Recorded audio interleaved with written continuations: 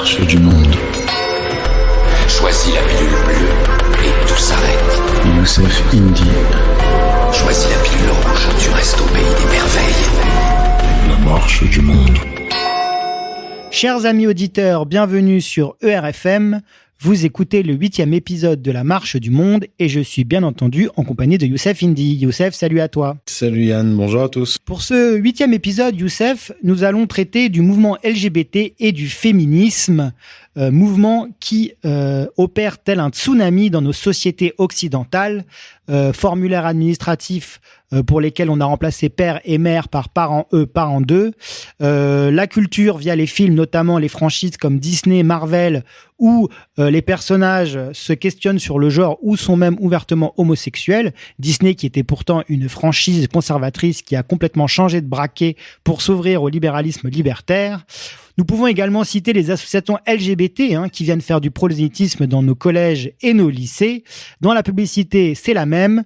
L'homosexualité est partout et dans les centres-villes des grandes villes françaises, on peut voir des drapeaux LGBT sur le ponton des mairies. Bref, nous sommes cernés, la culture LGBT est partout et à cela s'ajoute un féminisme inquisiteur tel le mouvement MeToo qui, sur de simples rumeurs, peut détruire des carrières d'hommes blancs qui pourtant n'ont souvent pas grand-chose à se reprocher. Bref, l'homme blanc est cerné, la société patriarcale telle que nous la connaissions dans les années 60 subit les coups de boutoir de ce nouveau libéralisme libertaire. Il est temps, cher ami, de s'armer intellectuellement pour faire face à cette déferlante et pour cela, il est important de comprendre les origines de ces mouvements. Et pour cela, quoi de mieux que ces deux articles que tu as signés, Youssef, que tu as signés pour la rédaction d'ER, intitulés Féminisme et transsexualisme, origines religieuses et mystiques. Le premier article avait trait à l'idéologie et les mouvements LGBT, le second sur les femmes dans la Torah et la Kabbale, pardon. Voilà. Youssef, pour commencer, pourquoi ne pas citer Emmanuel Todd, qui a souvent des inspirations géniales, mais qui malheureusement ne va pas tout le temps au bout de ses idées, disons qu'il voit qu'une partie des choses. Et Emmanuel Todd qui voyait justement dans ces mouvements une origine religieuse, notamment venue du protestantisme. Est-ce que tu peux nous en dire plus ? Oui, alors dans son dernier ouvrage qui s'appelle Où en sont-elles ? Une esquisse de l'histoire des femmes dans lequel il s'attaque au féminisme. Faut le dire quand même très tardivement, puisque ça vient 20 ans après le livre d'Alain Soral vers la féminisation, 15 ans après le livre de Zemmour qui lui-même a fait en fait une ressucée du livre d'Alain Soral. Mais il faut quand même dire que il n'aborde pas le sujet sous le même angle. S'il s'attaque au féminisme, lui, il le prend sous l'angle anthropologique et de l'histoire de très longue durée. Donc c'est pas la même approche. On peut pas dire que ce soit simplement une ressucée à la Zemmour. Alors lui, il va chercher dans le protestantisme les origines du féminisme, même du LGBTisme.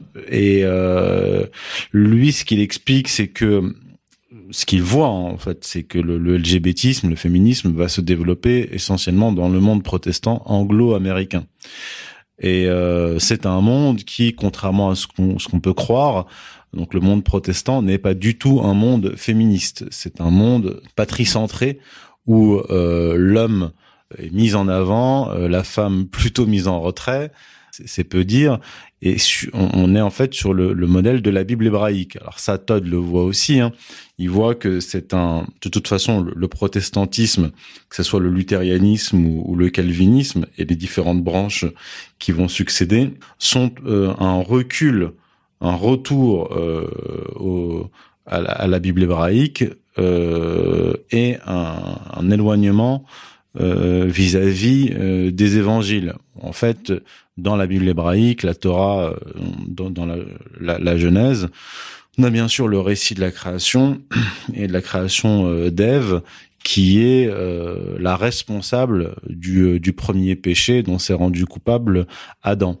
Et dans le christianisme, notamment le catholicisme, les évangiles et puis le culte marial, et donc la place de la Vierge Marie, d'une certaine façon, rachète le péché d'Ève, c'est-à-dire le statut de la Vierge Marie et sa place rehausse le statut de la femme dans le christianisme par rapport au judaïsme.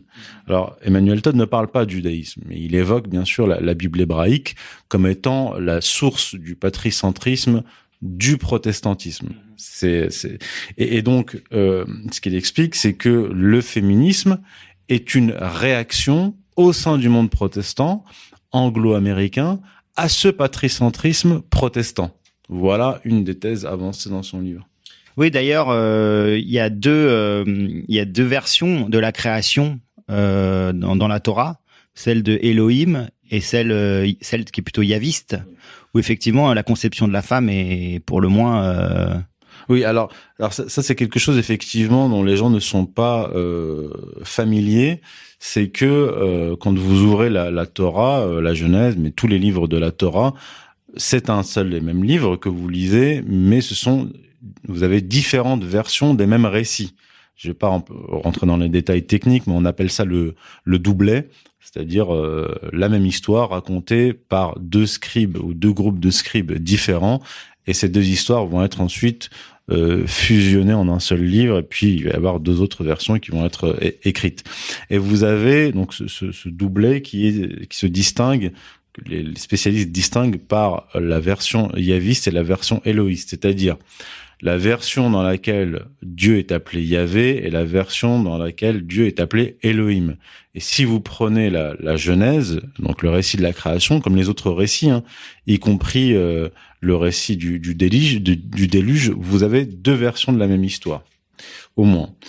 Et dans la version élohiste, donc où Dieu est appelé Elohim, Dieu a créé l'homme, et il a créé la femme en même temps. Puis il a créé les animaux, les plantes, etc.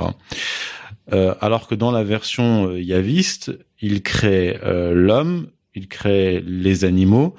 Et ce qui est écrit, c'est que puisque Adam ne trouve pas, donc l'homme ne trouve pas de compagne satisfaisante parmi les animaux, Yahvé crée Ève. Et en fait, il la crée à partir d'une côte ou du côté de l'homme. C'est-à-dire que vous avez des interprétations rabbiniques qui vous disent non, il s'agit pas d'une côte, mais il s'agit du côté de l'homme. Alors retenez bien ce que je dis là, parce que ça va avoir une incidence très importante sur les interprétations ultérieures, notamment au Moyen-Âge, de rabbins kabbalistes par rapport à la création de l'homme, par rapport à la nature de l'homme et de son rapport à la femme. Et donc cette image de la femme, en fait, donc dans la religion juive, a créé un mouvement de protestation assez fort au sein même chez les femmes juives. Donc dans un premier temps, ce qu'on peut appeler un féminisme juif intracommunautaire. Je l'appelle intracommunautaire, oui. Et ensuite qui s'est développé en un féminisme extra-communautaire. Tu peux développer là-dessus ? Oui, alors donc on va revenir sur le féminisme. Donc Emmanuel Todd, lui, ne voit que le monde protestant anglo-américain, alors que dans le même temps, et peut-être même avant, vous avez dans les milieux en fait du judaïsme réformé aux États-Unis, précisément aux États-Unis, vous avez une réaction de femmes juives religieuses face des femmes rabbins. Alors les rabbins vont arriver un peu plus tard, mais dès les années 40, vous avez donc des religieuses qui ont étudié la Torah, qui ont étudié le Talmud, et qui s'insurgent contre des passages même du Talmud et de la lecture qu'en font les rabbins. C'est-à-dire, en gros, je vous résume, je cite des femmes, des religieuses, puis effectivement des rabbins, qui cite le Talmud, et le Talmud dans lequel il est expliqué que, en gros, le statut de la femme juive est entre l'esclave cananéen et l'enfant, et pas loin de l'animal, en fait. Et donc, ce judaïsme réformé, qui va porter ce féminisme juif va même aller jusqu'à modifier certaines prières, parce que vous avez une prière juive avec une phrase qui remercie en fait Dieu. Donc c'est l'homme qui remercie Dieu de ne pas l'avoir fait femme, créée en tant que femme. Et donc elles vont modifier ces prières, et il y a tout un mouvement qui va naître au sein du judaïsme, donc religieux, contre ce patricentrisme, cette misogynie extrême du judaïsme, et jusqu'à effectivement l'arrivée de femmes rabbins de synagogues dirigées par des femmes. Donc là, on est aux États-Unis dans les années 40 à peu près. Oui, voilà. C'est ça. Et effectivement, comme tu l'expliques très bien dans ton article, du coup, suite à ce mouvement, vont émerger des personnalités qui vont avoir une très très forte influence sur la société américaine. Par exemple, comme Ruth Ginsburg, qui a été nommée à la Cour suprême des États-Unis, qui est morte il y a pas longtemps, là en 2020, qui a cofondé en 1970 le Women's Right Law Reporter, une revue juridique qui traite exclusivement du droit des femmes. Aussi, j'ai nommé Judith Butler, une féminisme lesbienne juive qui a reçu une éducation religieuse, dont les travaux portent sur la théorie du genre et l'homoparentalité. Voilà, donc aussi Gloria Steinem, 1934, seconde vague féministe, qui s'attaque au rouage de la société patriarcale, et qui a écrit un article qui a eu un fort impact, After Black Power, Women's Liberation. Ouais, c'est ça. Voilà. C'est vraiment ça. Et là, donc, c'est la seconde phase du féminisme juif qui va devenir extra-communautaire. Comme beaucoup, en fait, de mouvements qui sont juifs ou intra-communautaires, on va sortir de la communauté et on va répandre en dehors de la communauté un grand juive. classique, j'ai envie de dire. Oui, c'est ça. Et ce mouvement-là féministe juif va de toute façon s'épanouir aux États-Unis, puisqu'il va se télescoper au mouvement féministe protestant, puisque les liens de parenté entre protestantisme et judaïsme ne sont plus à démontrer, et ils s'appuient les deux essentiellement bien sûr sur la Bible hébraïque. Donc dans ce monde-là, judéo-protestant, anglo-américain, vous allez avoir ce féminisme virulent qui est en fait dont la virulence est proportionnelle à la misogynie qu'on peut trouver dans le protestantisme et surtout dans le judaïsme, qui surpasse de loin la misogynie protestante. Et donc là, j'ai envie de revenir à faire le lien avec ton second article et revenir sur la Kabbale, parce qu'il faut pas se méprendre en fait. La religion juive orthodoxe condamne l'homosexualité et n'est pas du tout portée sur un mouvement féministe, pas du tout, et plutôt très conservatrice. Oui. Mais à cela, il faut bien que les auditeurs comprennent que c'est élevé un courant juif réformiste, comme tu l'as très bien mentionné tout à l'heure, qui lui prend sa genèse dans le kabbalisme. Oui. Et je pense que ça, c'est important de... Oui, il faut vraiment effectivement bien distinguer le judaïsme orthodoxe, parce que d'ailleurs, là, dans la deuxième partie de mon article, donc puis à la fin, je cite par exemple la Bible hébraïque qui condamne non seulement l'homosexualité, mais même le travestissement, c'est-à-dire l'homme qui se déguise en femme. Donc là-dessus, il y a pas d'ambiguïté sur le judaïsme traditionnel. Par contre, dans la tradition kabbalistique, vous allez avoir une influence. En fait, au Moyen-Âge, la Kabbale va subir, je vais aller droit au but, comme ça on va pas tourner autour du pot, va subir une influence du platonisme et le mythe de l'androgyne porté par le platonisme. C'est l'idée que l'homme, donc mâle, comporte une dimension femme, femelle, et que l'âme de l'homme est à la fois mâle et femelle. Mais si je peux me permettre, Youssef, moi je pensais plus au mouvement antinomiste, ah oui, sabbatéen et franquiste. En fait, je fais le lien. Pourquoi ? Parce que comme tu l'expliques très bien dans ton article, ils se font les avocats d'une nouvelle Torah qui consiste à violer les lois de l'ancienne, et il y a cette notion de rédemption par le péché, c'est-à-dire que le mal redevient le bien. Est-ce qu'on peut pas l'inscrire finalement dans cette logique enfin bon, après c'est un peu pervers, et c'est vrai que ça demande peut-être un peu de réflexion pour comprendre comment on peut en arriver là, mais est-ce que finalement ce féminisme revendicatif, violent, acharné qui a été porté justement par beaucoup de représentants de confession juive en fait, ne vient pas finalement de là. Est-ce qu'on peut faire un lien? Oui, alors je fais le lien dans mon article, mais c'est un peu compliqué. Il y a d'une part ce dont je parle là, c'est-à-dire l'androgynie, le mythe de l'androgyne qui va pénétrer la Kabbale, notamment le Zohar, et puis donc, tout le Moyen-Âge jusqu'au XVIe siècle, on va se développer cette idée de l'âme féminine et masculine. Et puis j'aborde la question de l'antinomisme et de la dépravation. Ce sont deux choses différentes. En fait, je fais le lien entre cet antinomisme, je vais aller dans le détail, expliquer ce que c'est, et le féminisme de deuxième vague. En fait, le féminisme de deuxième vague, c'est celui de la libération sexuelle, et donc en fait de la promotion de la dépravation. Et effectivement, ce féminisme-là, il a des représentantes issues de la communauté juive, mais toujours aux États-Unis. Et il faut bien garder cela en tête. C'est le féminisme juif aux États-Unis. Pourquoi? Parce que donc, le messianisme kabbalistique antinomiste, c'est donc l'antinomie, c'est la violation de la loi, c'est ce qui est contre la loi, contre le nomos en grec. Il y a deux mouvements importants antinomiques dans le judaïsme. C'est le mouvement sabbatéen qui naît au XVIIe siècle en Turquie, avec Sabbatai Tzvi qui se convertit faussement à l'islam, lui et ses disciples. Et puis en Europe, en Pologne, Jacob Frank au XVIIIe siècle, qui se présente comme la réincarnation de Sabbatai Tzvi. Et je m'appesantis un peu sur Sabbatai Tzvi parce que je pense qu'il y a un lien entre le féminisme de seconde vague, celui de la dépravation, et Sabbatai Tzvi. Sabbatai Tzvi, lorsqu'il était dans sa prison dorée en Turquie, donc emprisonné par les autorités turques, il organisait, lui et sa femme, des orgies sexuelles. Et ces orgies sexuelles étaient présidées par sa femme, Sarah, qui était une dépravée, une souillon notoire. Et elle aurait exercé une influence sur Sabbatai Tzvi, notamment pour organiser ces orgies, où Sabbatai Tzvi a eu des relations sexuelles avec des filles vierges et des garçons aussi.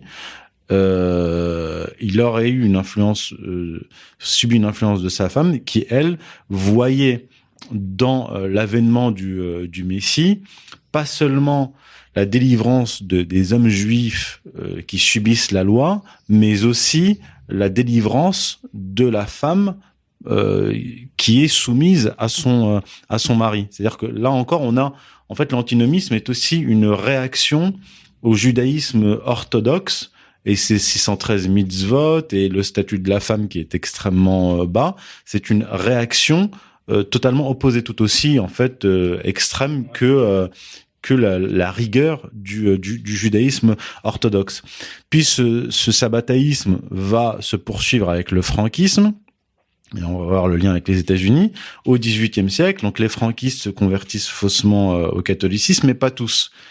Les riches franquistes, eux, donc les pauvres franquistes sortis des shtetl vont se convertir au catholicisme et vont même produire une réforme du catholicisme au sein du catholicisme, et les franquistes riches, eux ne vont pas se convertir au catholicisme, vont rester dans le judaïsme, mais vont produire le judaïsme réformé, notamment aux États-Unis.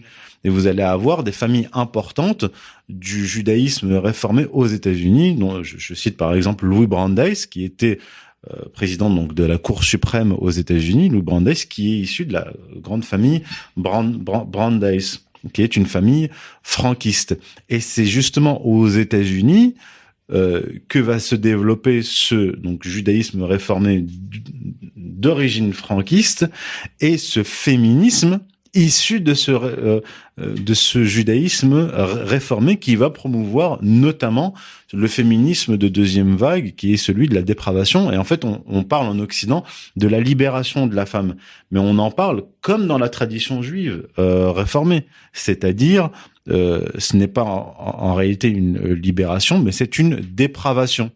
Et là, on en revient effectivement à cet antinomisme qui nous dit qui prône en fait la rédemption par le péché, c'est-à-dire que la rédemption du peuple juif et donc de l'humanité n'adviendra que lorsque le péché et la dépravation se seront répandus partout.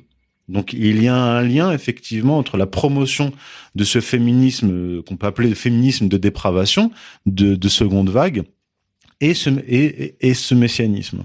D'accord. Et pour en rester sur la Kabbale, on peut aussi sur toutes les questions de genre en fait, sur la question du genre et donc ce qui amène au transsexualisme en fait, on trouve et tu as commencé à le mentionner aussi avec les origines platoniciennes, on trouve dans la Kabbale par exemple des auteurs qui spéculent sur le genre des dieux. Est-ce que tu peux nous en parler? Oui, alors en fait, il y a dans le platonisme, donc dans la religion grecque, cette spéculation sur le sexe des dieux existe, donc l'androgynie, etc. Et dans la Kabbale, vous allez avoir des spéculations sur le genre de Dieu lui-même.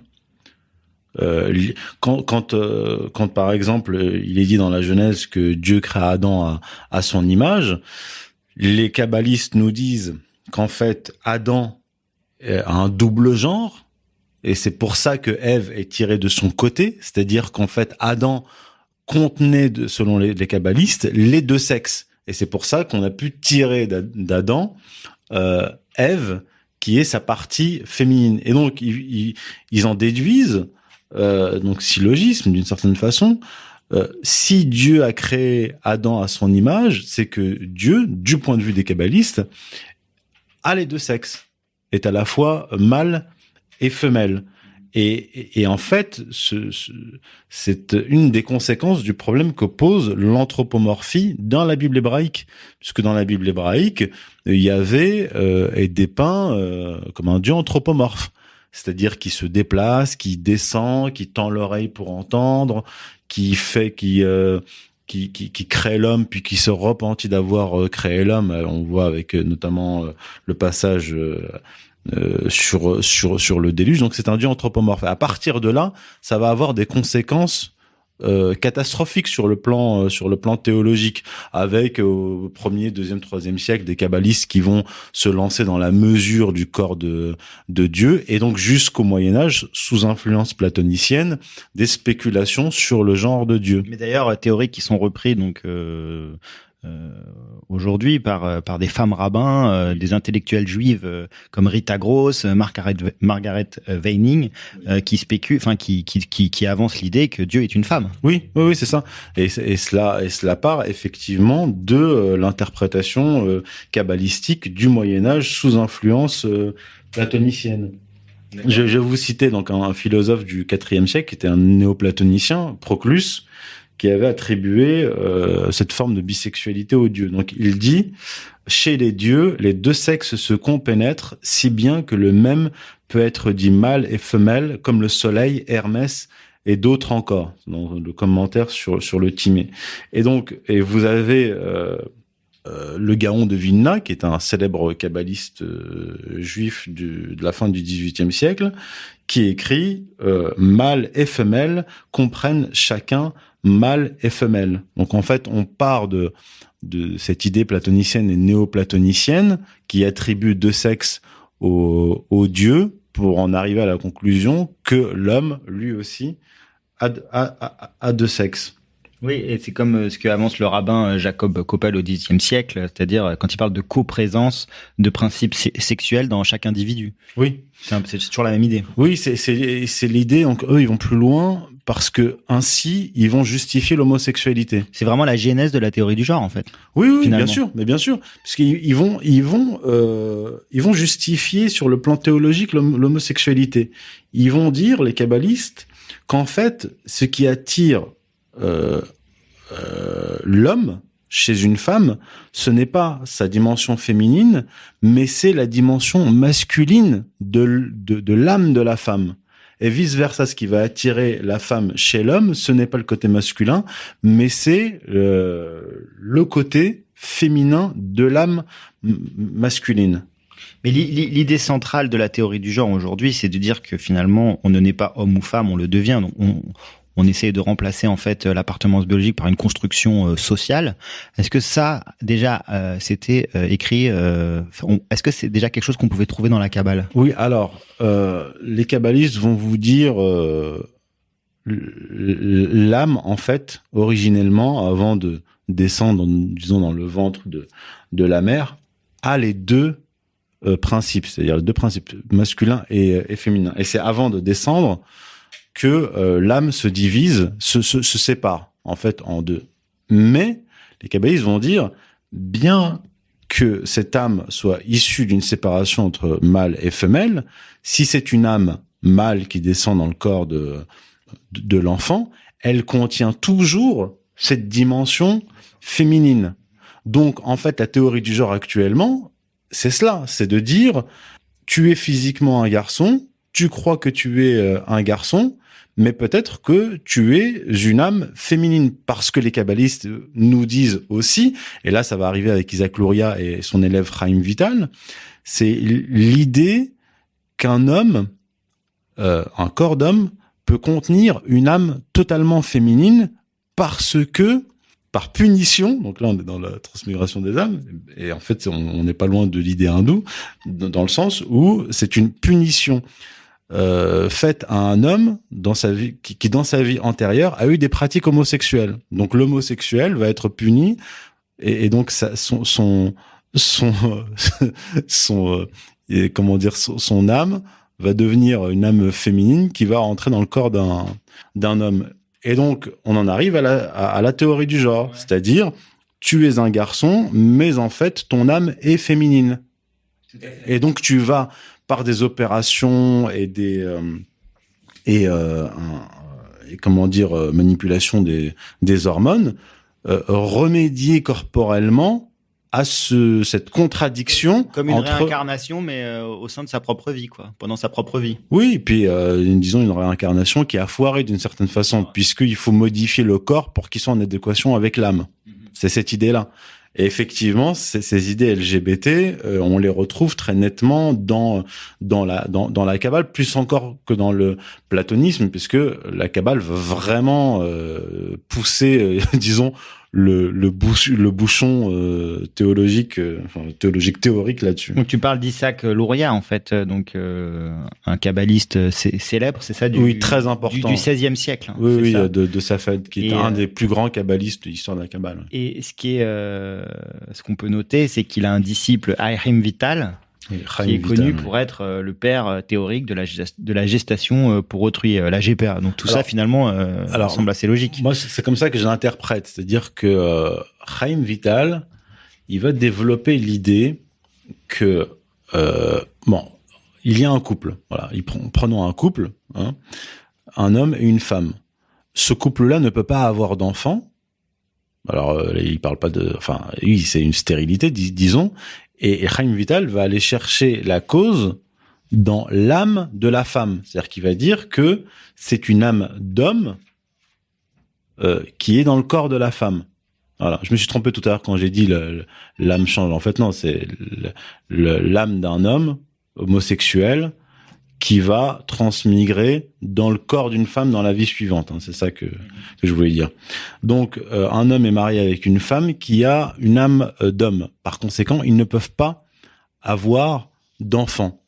Et par une opération mystico-magique, on va faire intervenir l'âme d'une femme qui va rentrer, qui va occuper le corps de la femme, pour pouvoir enfanter. Et c'est ce qu'ils appellent en fait la mère invisible. Eh bien, si on prend la gestation pour autrui, on est dans le même cas de figure. C'est-à-dire, on a un couple homosexuel, donc un homme et un homme, ou une femme et une femme qui ont le même sexe, donc qui ne peuvent pas avoir d'enfants, hein, comme le dit Chaim Vital, et on va faire intervenir une femme réelle qui va accoucher pour eux, qui est en fait une femme invisible, puisqu'une fois qu'elle a accouché, elle disparaît, et du point de vue de l'enfant, c'est une femme invisible qui lui a donné la vie. Donc, j'en arrive à la conclusion qu'effectivement, c'est l'origine théorique de la gestation pour autrui. Et il faut savoir que les Israéliens sont en pointe. Il y a une société israélienne en Californie qui est américano-israélienne qui propose ce service, c'est-à-dire qu'ils payent des femmes indiennes, donc en Inde, qui vont accoucher pour autrui. Pour des couples homosexuels. Qu'est-ce qu'on peut répondre aux gens critiques qui pourraient nous dire que faire le lien entre féminisme et transsexualisme est peut-être un peu rapide? Alors, et peut-être souligner en fait les différentes étapes. Comment on part du féminisme en fait pour arriver finalement dans une logique implacable au transsexualisme. En fait, la première phase du féminisme, disons, c'était pour la lutte pour les droits civiques. Donc là, on est quand même très éloigné de tout cela. Puis, dans un second temps, ça va être donc le féminisme de deuxième vague, donc libération sexuelle, que j'appelle féminisme de dépravation. Et là, en fait, le lien commence à apparaître, puisque ce féminisme de deuxième vague va les grandes figures de ce féminisme vont quasi systématiquement défendre les droits homosexuels, LGBT, etc. Et en fait, si on réfléchit un peu, on peut arriver à plusieurs conclusions, plusieurs interprétations plutôt, et dire que le leadership féminin dans ce combat sexuel a une incidence puisque dans la société, ce sont plutôt les hommes qui sont les garants des frontières, que ce soit les frontières physiques, étatiques, la frontière de la maison, puisque c'est l'homme qui historiquement protège le foyer, donc la frontière familiale, mais aussi la frontière sexuelle. Comme l'explique Todd, l'hostilité aux homosexuels est surtout masculine, comme l'hostilité en fait aux étrangers, etc. C'est-à-dire en fait il joue le rôle de garant et protecteur de la pérennité et de la nation et de la famille. Et les féministes, qui sont la plupart du temps des femmes, sont aussi parfois, disons même souvent, des homosexuels qui accompagnent les homosexuels dans ce mouvement-là. Donc il y a cette idée-là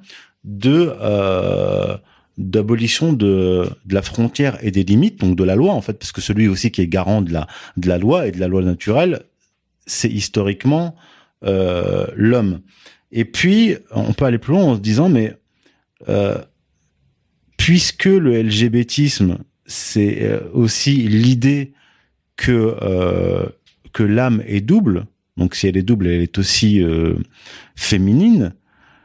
D'une certaine façon, peut-être que du point de vue des féministes, femmes, et même inconsciemment, c'est un pouvoir qu'on leur donne sur toute la société, puisque la dimension masculine est systématiquement battue en brèche et détruite par la théorie du genre.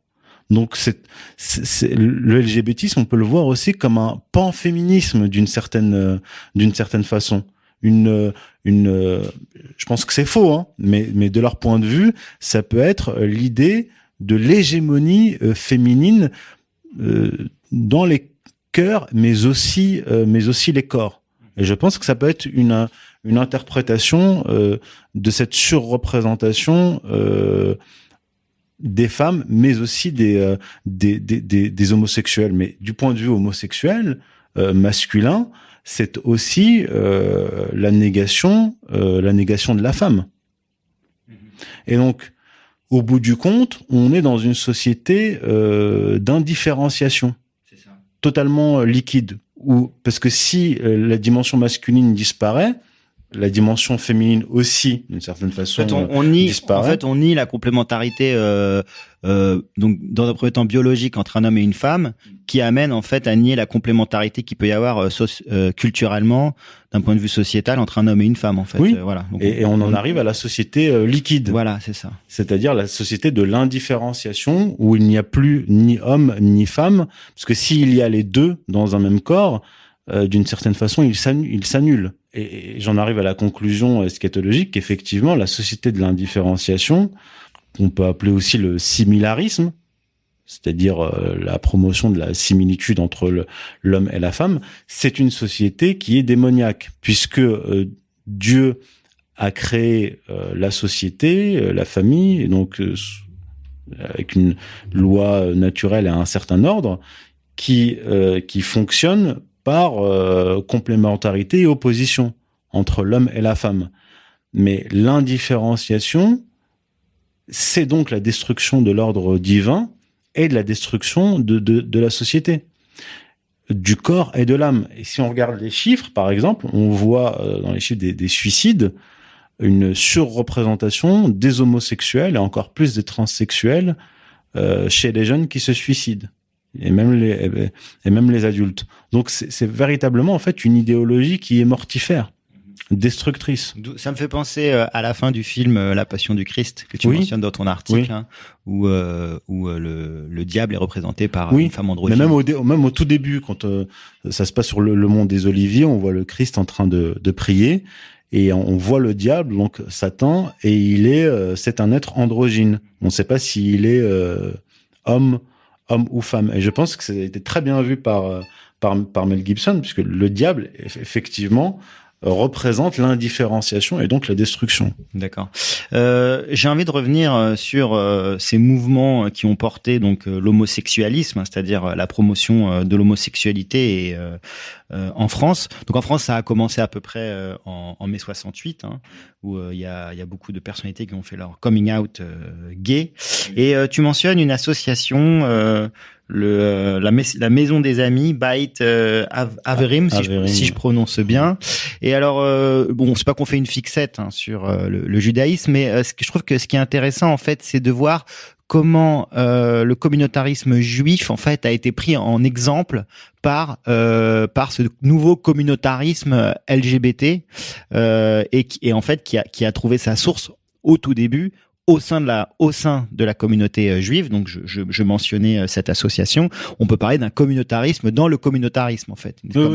Oui, tout à fait. Bon, ça bien sûr, ça vient des États-Unis. C'est l'influence américaine, notamment du judaïsme réformé, par le truchement de mai 68. C'est-à-dire que en France, où le judaïsme était quand même assez orthodoxe, même si il y a une tradition assimilationniste, c'est pas un pays où le judaïsme était spécialement réformé. Il y a qu'à voir les rabbins.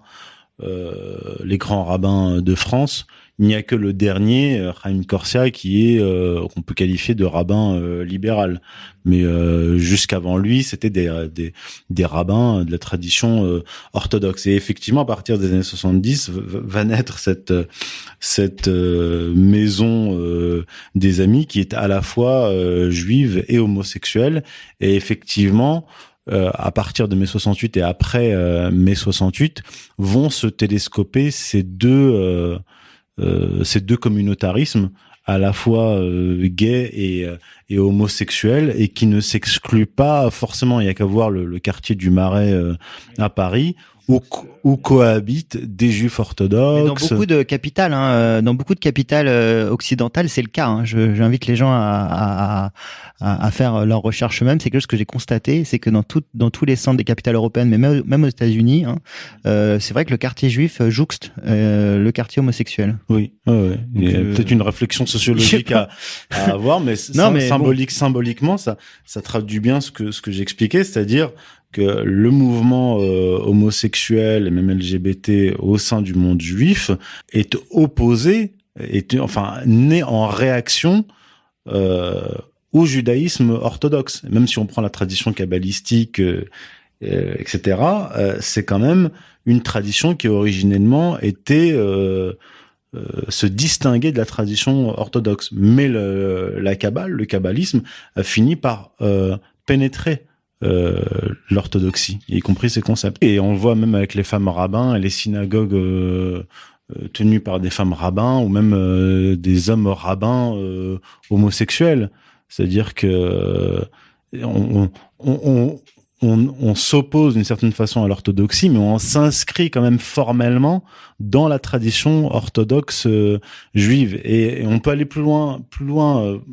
Si on lit par exemple la Bible hébraïque, je crois que c'est dans le livre de Job ou de Osée, où on a le concept de peuple d'Israël comme étant la fiancée de Yahvé, et qu'on va retrouver en fait dans la tradition kabbalistique avec le concept de Shekinah. C'est-à-dire la Shekinah, c'est la présence divine incarnée par le peuple juif qui est la fiancée de Dieu.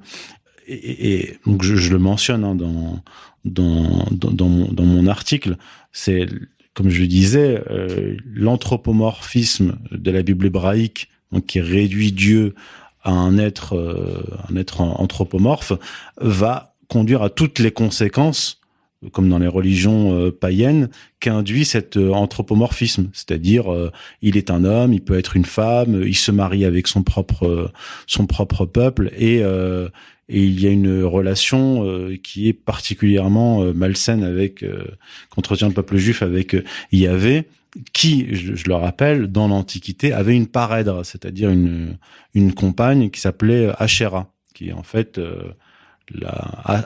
l'Ashtarté mésopotamienne, qui a migré jusqu'à Canaan et jusqu'en Israël. Donc, effectivement, la dimension même féminine du peuple juif, on la retrouve même dans la Bible hébraïque, où le peuple juif est appelé fiancé au féminin, fiancé de Yahvé.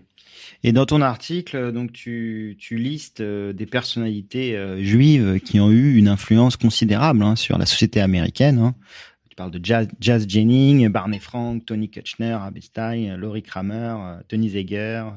Il y a toute une liste comme ça. Bon, on va pas. Alors Jazz Jennings, c'est un cas particulier parce que c'est un gamin qui a donc issu de la communauté juive, avec des parents juifs, qui a subi des modifications hormonales à partir de l'âge de 3 ans, et ils en ont fait une petite fille, et c'est devenu une sorte d'égérie du LGBTisme, la plus jeune participante à les Gay Pride aux États-Unis. Enfin, c'est quelque chose d'assez ignoble, et le Times of Israel l'intègre à cette liste de juifs qui œuvrent pour les droits LGBT, comme si c'était un modèle, alors que c'est un pauvre enfant qui a été qui est détruit psychologiquement par ses parents, et cet enfant finira peut-être à l'âge adulte par se suicider, comme un autre enfant que je mentionne qui a subi une transformation de sexe par un médecin LGBTiste, et qui a fini par se suicider à 38 ans parce qu'il regrettait d'avoir été transformé. Mais tu as des personnalités comme Evan Wolfson, donc un brillant avocat juif, qui est l'architecte du mariage gay aux États-Unis, voilà, qui a eu un impact incroyable sur en dehors des États-Unis. Oui, et même sur la civilisation occidentale. J'ai pas peur de le dire, parce que le mariage gay, c'est vraiment ça. Bien sûr. Ou Edith Winsor, donc née Schlein, c'est ça, qui est une immigrée juive, militant LGBT, qui a fait annuler en 2013 l'article 3 de la loi Defense of Marriage Act, qui limitait le mariage entre deux personnes de sexe différent. Ouais. Donc vraiment des gens qui ont eu un impact incroyable, bien sûr, considérable. C'est bien de redonner ces exemples, parce que c'est pas seulement de la théorie, c'est vraiment de la pratique. Ouais. Ok. Écoute, comme conclusion, qu'est-ce qu'on peut dire alors pour nos auditeurs? Peut-être situer les enjeux en fait de ce mouvement LGBT. L'enjeu, il est civilisationnel. Et c'est un peu ce que disait l'archevêque. Le patriarche Kirill. Patriarche Kirill Russie, qui dont tu reprends le discours, qui est très fort. Oui. On parle de guerre de civilisation presque. Oui, mais c'est ça. C'est une guerre de civilisation entre les sociétés qui défendent encore l'ordre naturel, une anthropologie naturelle, et des sociétés dont, parce que ça vient du sommet, le LGBTisme, etc., ça vient pas du bas de la société. C'est la société de l'indistinction, comme je l'ai dit. C'est une société qui défie l'ordre naturel. Et d'ailleurs, il dit que pour savoir quel pays est sur la ligne ou pas, le meilleur test, le meilleur indicateur, c'est l'organisation de la Gay Pride dans le pays ou pas. Ouais, c'est ça. Et il dit d'une certaine façon que la guerre contre la Russie, c'est une volonté du monde occidental de lui imposer la Gay Pride. Disons que c'est bien résumé, parce que la Gay Pride symbolise tout ça, toute cette destruction de la société. Et c'est un thème eschatologique qu'on retrouve bien sûr dans l'islam. Oui. Vous avez des hadiths, c'est la parole du prophète Mohammed qui annonce que parmi les signes de la fin des temps, il y aura des hommes qui s'habillent en femmes, des femmes qui s'habillent en hommes, et donc société de l'indistinction, en fait, effectivement. C'est un des signes de la fin des temps. Ok, je crois qu'on peut se quitter là-dessus. Hein. Ouais. C'est une bonne conclusion. Oui. Merci beaucoup, Youssef, Merci pour tous ces éclaircissements. Donc, vous l'avez compris, hein, la guerre qui nous est menée est totale. Donc, nous espérons sincèrement que cette émission, en retraçant un peu les origines de ce mouvement LGBT, vous permettra de mieux le comprendre. Voilà. Donc, merci beaucoup à tous de nous avoir suivis. J'espère vraiment que cette émission vous a intéressé. Sachez que vous pouvez nous soutenir. Pour nous, c'est très important. Hein. Les temps sont durs. Nous sommes harcelés judiciairement. Donc, n'hésitez pas à nous aider. Pour ceci, nous avons un financement associatif à l'avant-garde de la résistance. Vous pouvez souscrire, hein, même une petite somme, hein, et la bienvenue. Tout travail de qualité mérite salaire. Et vous le savez, AER et ERFM, nous faisons un point d'honneur à vous livrer une information de qualité. Voilà. Merci à tous pour votre fidélité et je vous dis à très vite. Salut Youssef. Salut à toi et à bientôt. La marche du monde. Choisis la pilule bleue et tout s'arrête. Youssef Indy. Choisis la pilule rouge, tu restes au pays des merveilles. La marche du monde.